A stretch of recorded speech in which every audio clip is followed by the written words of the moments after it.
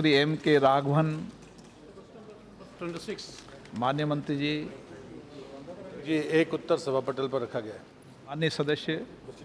Respected Speaker, sir, thank you for giving me this opportunity. Sir, I have gone through the given reply by Honorable Minister. Unfortunately, I'm not satisfied because, see, I got that answer. Answer is not proper. So we are known that India is a living museum. India is home to several stone and metal sculptures dating back to centuries.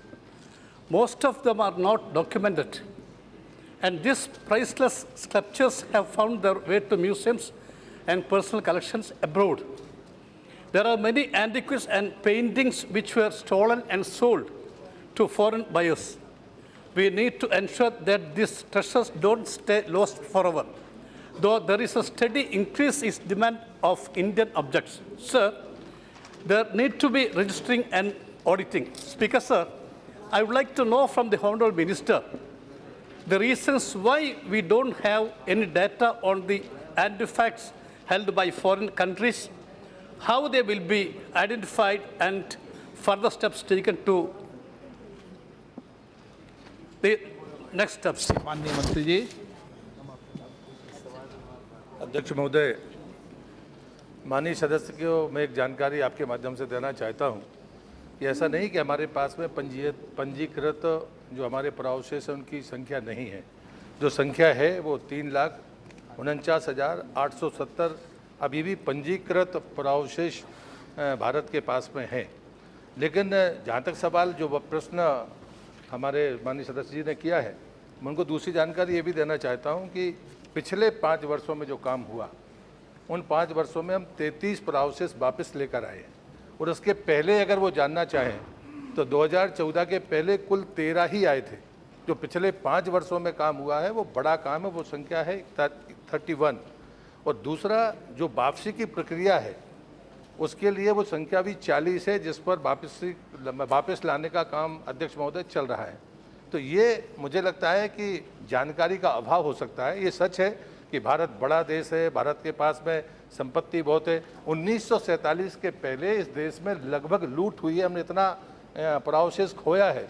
और उसको वापस लाने के लिए वास्तव में जिन देशों के साथ हमारी संधि है उनसे हमको जानकारियाँ मिलती भी हैं।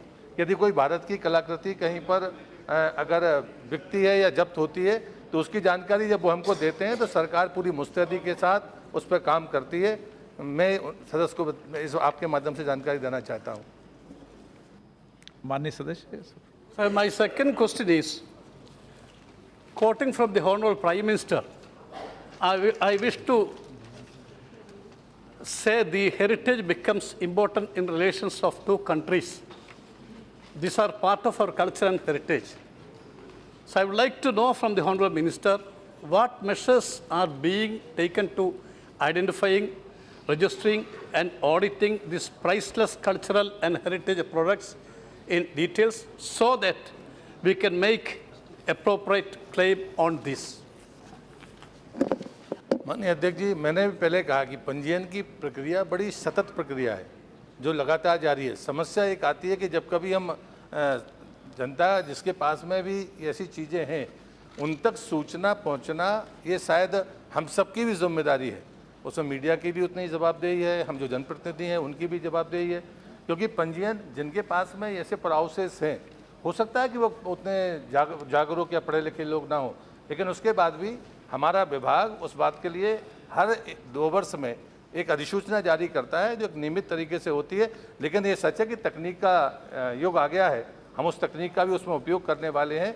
और मुझे लगता है कि मैं आपके माध्यम से सदन से प्रार्थना भी करूंगा कि ऐसे पुरावशेष जिनके भी पास होते हैं, आपकी जानकारी में आते हैं, तो पंजीयन कराने के लिए उनसे ज़रूर जागरूकता अभियान चलाएं या उनसे आग्रह करें। लोगों के पास वस्तुएं होती हैं लेकिन वो पंजीयन नहीं कराते और वही संकट का कारण बनता है। अध्यक्ष जी।